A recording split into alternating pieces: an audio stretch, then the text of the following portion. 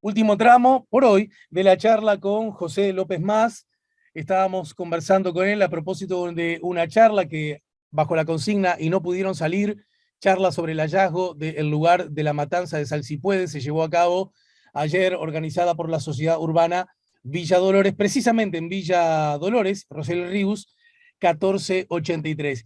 Y en el marco de este hallazgo, José, yo te dejaba arriba de la mesa, te dejaba la siguiente pregunta, la siguiente consigna, y eso, lo hallado, ¿qué nos dice del ayer y qué nos propone que nos preguntemos hoy? Bueno, mira, varias cosas y en diferentes niveles. Por un lado, existe una Comisión Nacional de Lugares de Memoria que fue creada hace unos años en Uruguay y que ha resuelto que el lugar donde ocurrieron estos hechos tiene que ser recordado, tiene que ser señalado, como otros tantos lugares de memoria que facilitan la reflexión, permiten la reflexión sobre este tipo de hechos violentos, donde hubo violación de derechos humanos. Es decir, ¿qué es la tarea, ¿no?, de esa comisión que crea de lugares de memoria? Esta comisión había entendido que era importante señalar y ubicar y poner un memorial en donde ocurrió la matanza. El tema es que lo marcó a 20 kilómetros al sur, en la barra del Tiatucura. Es decir, este es el primer impacto práctico. Lo que dijimos hace un rato. Nosotros mandaremos ahora los puntos GPS para que esa comisión pueda tener bien ubicado el lugar y se dirija a este lugar, al lugar, claro, y no al otro. Claro. Esto por un lado. Por otro lado, una cosa interesante, y es de que esto ha permitido que se vuelva a hablar. Esto está estimulando que se vuelva a hablar de lo que pasó. Se está hablando con mucha intensidad. Están pasando cosas raras en Uruguay. Están apareciendo grupos de gente que se reúnen desde el año 1986, que se reúne con el motivo de ser descendientes de indígenas uruguayos, charrúas en su mayoría, y hace tiempo que se han organizado, que han reclamado un poco que se buscara este lugar, que han reclamado que la cultura de las sociedades originarias estuviera más presente en la cultura uruguaya, que se enseñara un poquito más en la escuela, al menos de esas cosas se puede enseñar.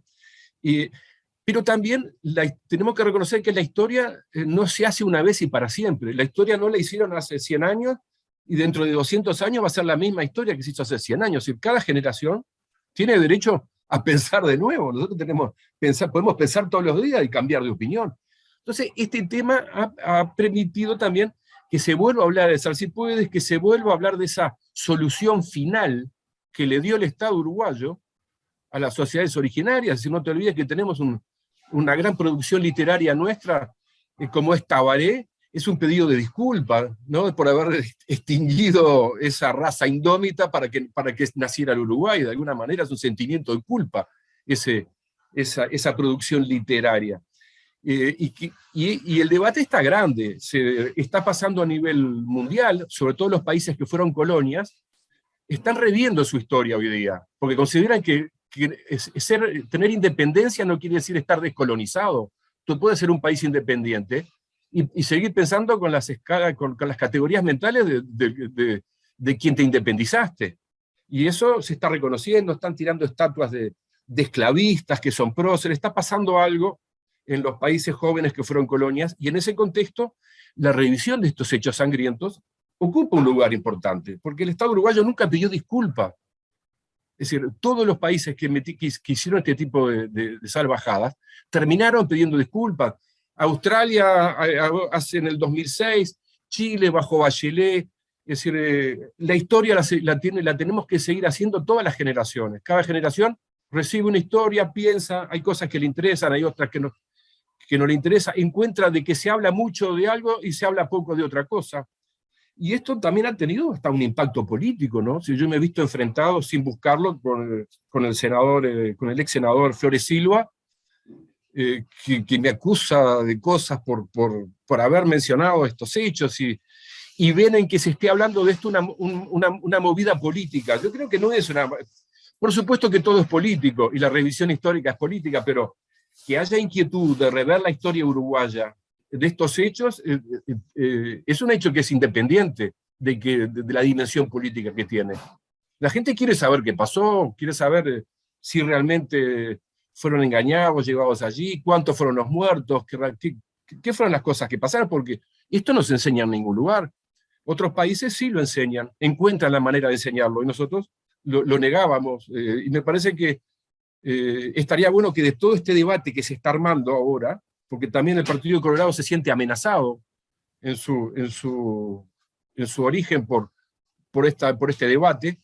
Pero a ver, hablemos claro, no estoy diciendo que vos no lo estés haciendo. No, pero yo no quiero entrar en el debate. No, pero yo estoy diciendo que hay un debate grande y que sí. Me parece que es positivo el debate y que del debate ojalá pueda quedar algo para la educación, para que se compense esta negligencia de nuestra historia de hablar de las poblaciones originarias y de su destino final, estas cosas. Como el Estado encuentre, el Ministerio de Educación y Cultura encuentre que sea la manera más correcta de hablarlo. Pero hay que hablarlo, hay que sacarlo bajo alfombra. Bueno, pero a eso iba. Yo tengo la impresión, yo soy del 65 y a lo mejor vos naciste por ahí cerca también, ¿no? 27. En realidad fue un piropo que te hice implícito, ¿verdad? Y es muy probable, José, que cuando vos fuiste a la escuela y cuando vos fuiste al liceo, y cuando yo fui a la escuela y yo fui al liceo, pero ni por el jopo alguna vez escuché hablar sobre estos temas.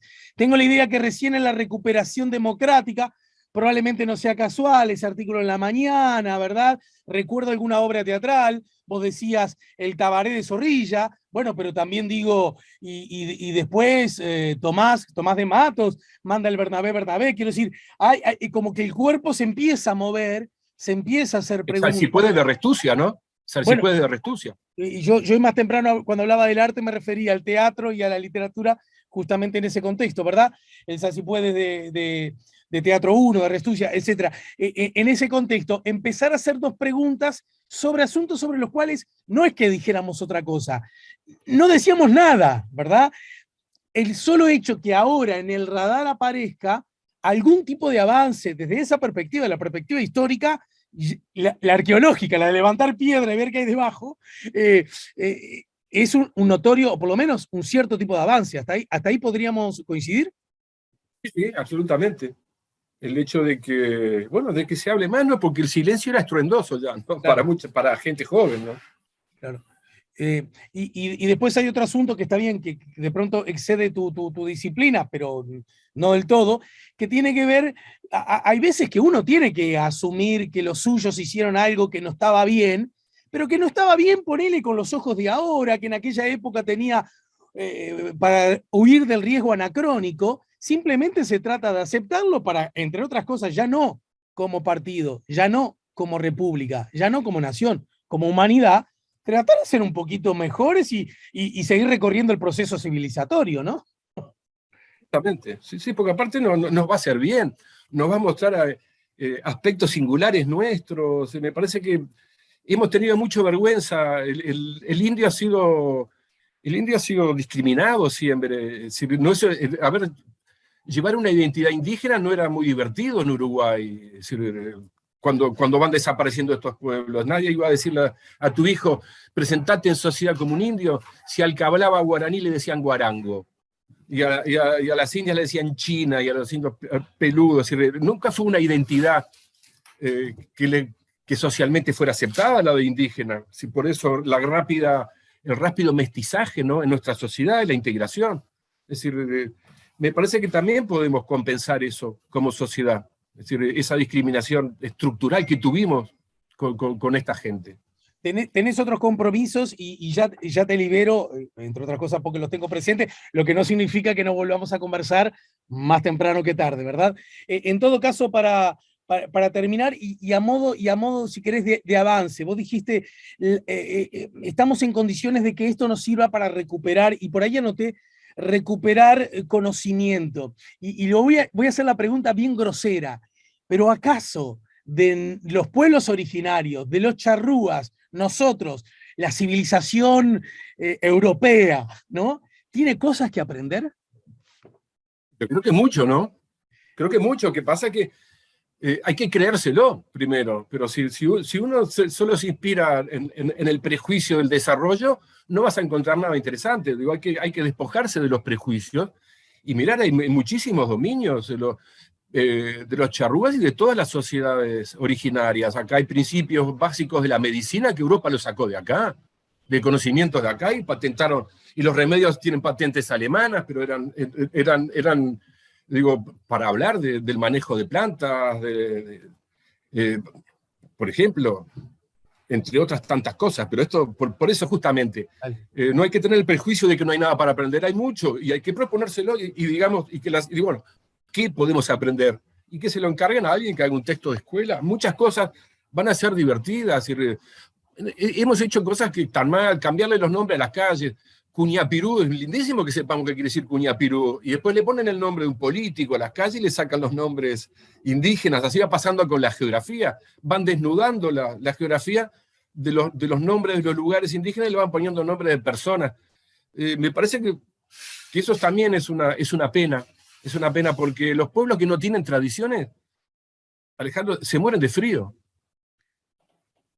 Bueno, sigamos juntos tejiendo esta manta y para eso, perdón, pero la puerta quedó abierta, voy a necesitar de vos muchas veces más. Bueno, muchas gracias y a las órdenes, que andes bien. Bueno, y mucho éxito y gracias por el tiempo. Nos acaba de ayudar a poner la mañana en camino, lo dicho, el antropólogo, el arqueólogo José López Mas, en el 98.7 y también en nuestro canal YouTube La Mañana en Camino. Ya venimos.